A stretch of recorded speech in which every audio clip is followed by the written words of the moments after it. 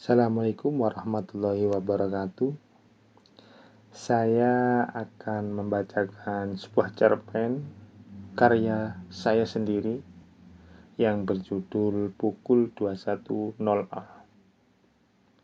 Pukul 21.00, aku menghampiri Rudi di warung kopi sekitar alun-alun Jombang. Ini kebiasaanku di waktu senggang. Apalagi pagi tadi kami ikut demo di depan gedung DPRD. Warung kopi jadi tempat pelepas lelah, atau bisa juga tempat koordinasi dan sebagainya. Aku terkejut melihat lelaki di sebelah Rudi. Lelaki tersebut memakai jaket hitam warna yang sama dengan celana dan sepatunya. Ia adalah polisi yang tadi pagi ikut menertibkan ricuh demonstrasi. Aku kenal dan hafal betul dia. Maksudnya mengenal wajahnya. Dia berada di barisan paling depan. Dia polisi yang paling keras suaranya. Tak mungkin aku lupa karena hanya polisi itu yang pukulannya mengenaiku. Sambil melirik alas yang disediakan pemilik warung, aku memilih tempat duduk. Aku masih berdiri, memikirkan duduk di sebelah mana. Akankah aku duduk di sebelah polisi itu? Ada Rudi, ada polisi, ada karpet lain selain yang diduduki Rudi bersama polisi itu. Namun selain yang diduduki mereka, semuanya sudah penuh. Rudi dan polisi itu satu karpet. Apa polisi ini mengingatku? Apa mungkin dalam benakku. Alhasil aku duduk bertiga. Hendak ku ajak Rudi pindah tempat duduk. Pindah di mana? Atau pindah warung? Terlanjur Rudi pesankan kopi. Aku merasa tak enak dengan pemilik warung. Aku mengambil posisi duduk menghadap Rudi. Dengan itu otomatis aku menghadap polisi itu. Aku langsung merogoh HP, mencari nomor Rudi dan mengirim SMS kepada Rudi. Rud, itu kan polisi tadi pagi. Gimana nih? Nggak PW. Dalam diam, aku belum mengajak ngobrol Rudi. Aku memilih mengirim SMS. Iya, gimana apanya? Gimana kalau cuek aja? Balasnya. Oh, tidak bisa. Terus kita ngobrolnya jadi gimana gitu? Iya, sementara SMS atau main game aja.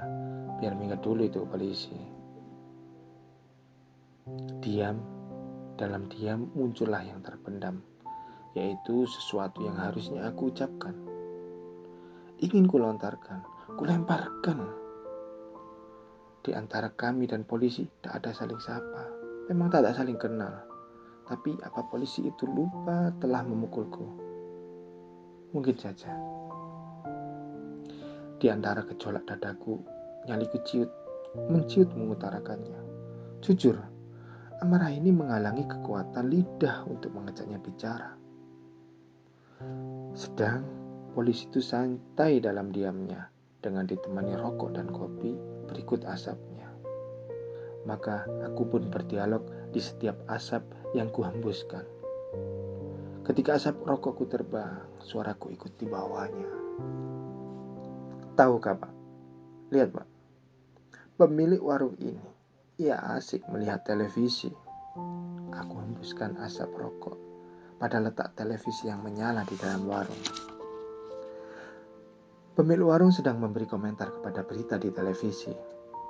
Ini loh, anak muda sekarang, sekolahnya di perguruan tinggi, malah demo-demo gak jelas, merusak fasilitas umum. Katanya membela dan bla bla bla. Malah bikin rusak sana sini. Kisruh, pemilik warung bicara mengarah pada kami. Lihatlah nak, mana yang diagungkan dan dicela pemilik warung dalam hal ini. Pengisruh. Polisi itu menghembuskan asap rokoknya, kemudian menyeruput kopi seolah senyum kemenangan diselorohkan padaku. Tidak Pak, mereka, orang seperti mereka belum sadar. Mereka atau pemilik warung ini belum tahu apa-apa. Berita itu cuma provokasi. Berita itu cuma menampilkan demo yang selalu kisruh. Demo yang damai teduh disiarkan sepintas. Demo yang ricu dan sebagainya disiarkan berulang-ulang memancing geram pemirsanya. membuat pandangan umum, demo selalu bikin kisruh. Dan aku isap dalam-dalam rokokku. Apa yang disuarakan oleh demonstran sebenarnya terkadang tidak disampaikan secara sempurna. Biar kau bilang begitu, nyatanya seperti ini. Jangan kau ulangi perbuatanmu tadi pagi. Tidak usah ikut-ikut demo. Suaramu sudah diwakili DPR. Belajarlah yang giat agar kelak kau bisa jadi DPR kalau kau ingin menyuarakan suara rakyat. Omong kosong. DPR bukan untuk itu, Pak. DPR adalah salah satu lahan pekerjaan. Memangnya mereka yang kerja di DPR sana bekerja untuk apa? Hati. Tapi hati yang mana?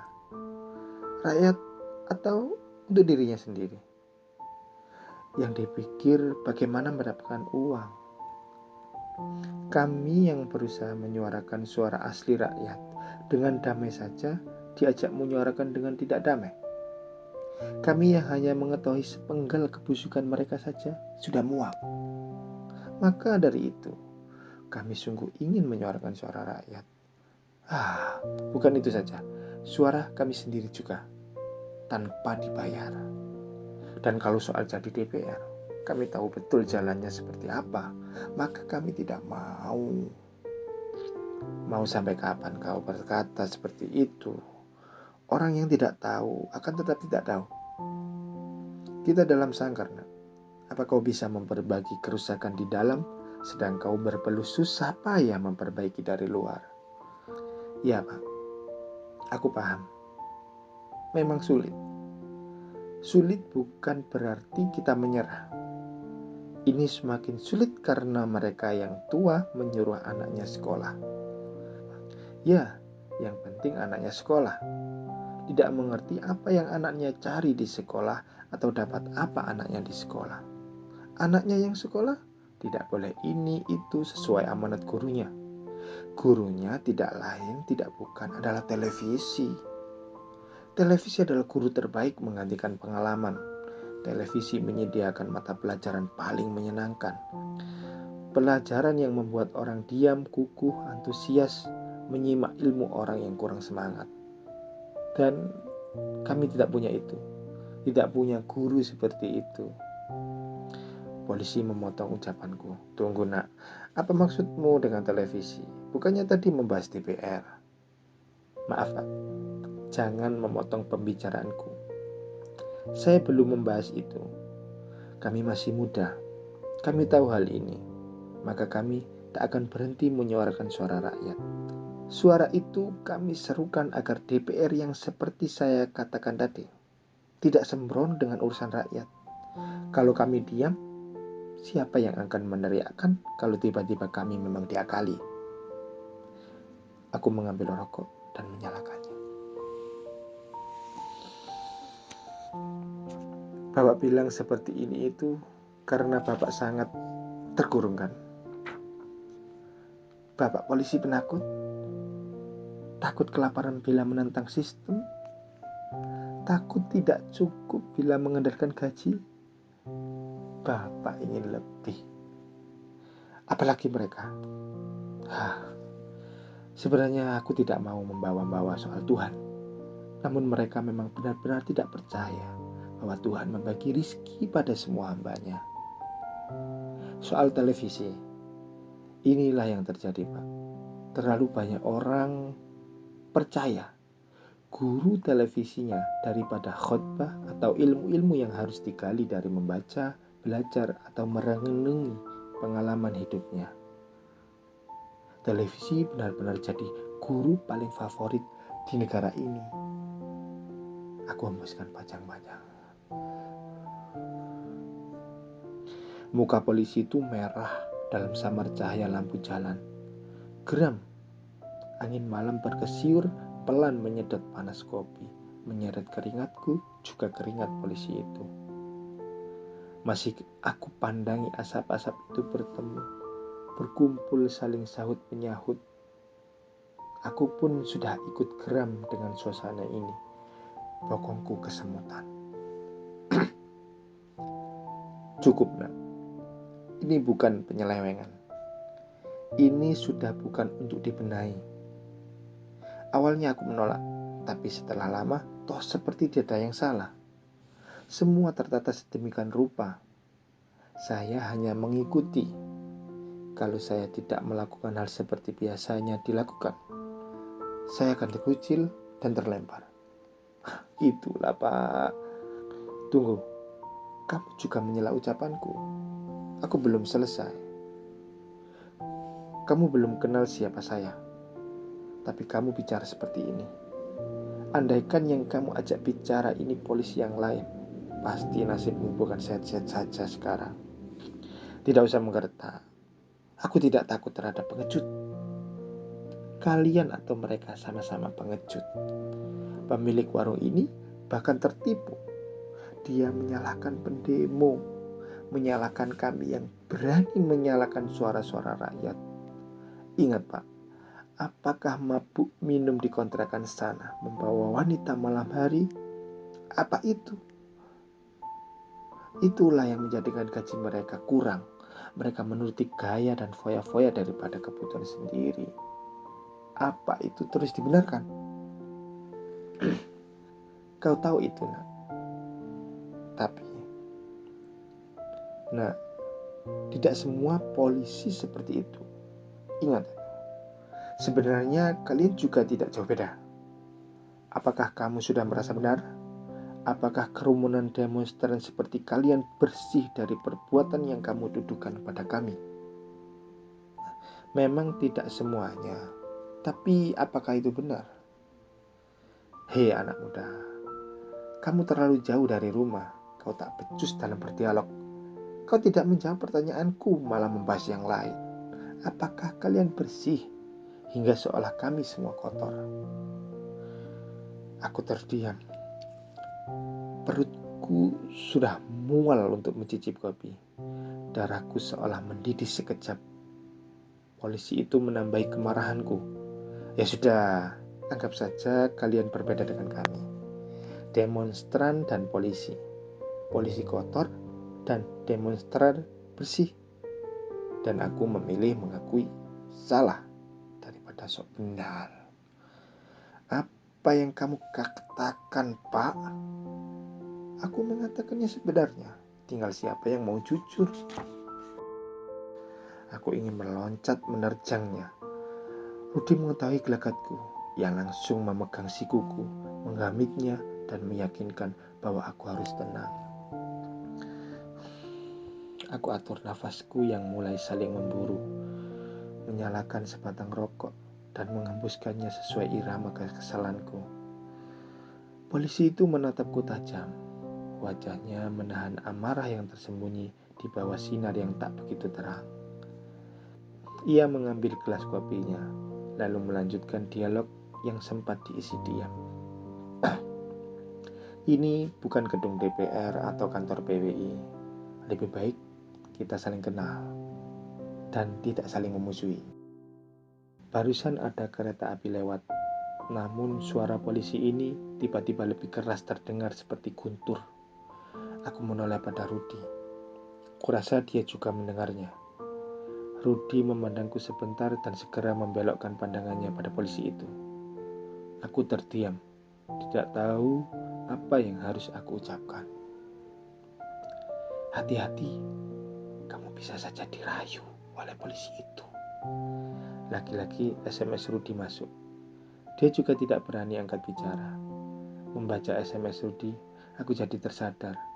Mungkin saja ini tipuan. Akal burus, emosiku bangun lagi. Kau tidak mengenal kami, Pak. Sungguh sindiran yang hebat, tapi salah sasaran. Dengarkan, bosan aku mendengar ocehanmu. Kau juga jangan mengira semua orang itu sama dengan perasaan kamu. Aku memang salah. Itu sebagai kebanyakan, tapi kau lupa ada yang lain. Aku sangat mengerti pandangan banyak orang terhadap pemuda yang suka demo seperti kalian. Dan aku juga paham pandangan orang terhadap polisi. Mengenai yang kau sebutkan tadi, sangatlah aku hindari. Aku penakut Iya, akan kuterima pujian sekaligus celaan untukku. Bagaimana dengan saku kalian setiap pagi manggal di bawah lampu merah? Itulah, mungkin aku tidak berdaya keluar dari jaring yang rapi. Akan ada fitnah kepadaku bila semua tentang pemasukan aku berbeda dengan yang lain. Aku punya keluarga. Aku akan kalah dengan mereka yang banyak dan akan melempar keburukan kepadaku yang soalim. Aku akan mendapat fitnah dan segala perlakuan yang tidak diinginkan oleh semua polisi manapun. Bila aku berbeda memperlakukan calon di pengadilan, berbeda saat operasi lalu lintas, dan berbeda dalam segi pemasukan. Tapi soal yang kau sebutkan tadi, aku kukuh, kuat untuk berbeda. Aku sanggup menolaknya. Ketika itu, aku hendak berdiri dengan posisi seperti demo tadi pagi. Namun tidak memandang ke atas dengan teriak lantang. Aku menghadap ke bawah, tepat mengarahkan mukaku pada polisi itu. Dan aku berkata, maka pundakku ditepuk Rudi. Sudah Jal, lamun saja. Polisinya sudah pergi. Hah? Dia Rud? Dia yang mengukulku tadi pagi. Menurutmu semua polisi sama kan? Tidak Jal, ada 2 polisi yang selalu jujur. Tidak sama seperti kebanyakan. Siapa? Itu tuh, patung polisi dan polisi tidur. Oh, gondolmu. Pikiranku kisruh. Kuhisap rokokku dalam-dalam. Sudahlah. Iya, kopinya sudah habis. Ayo pindah saja. Kamu yang bayar kopinya ya. Rudi melangkah menghampiri pemilik warung. Cepat sekali dia membalikkan badan. Sudah dibayar, Jal. Polisi tadi yang bayarin. Rudi memelankan suaranya. Aku menelan ludah.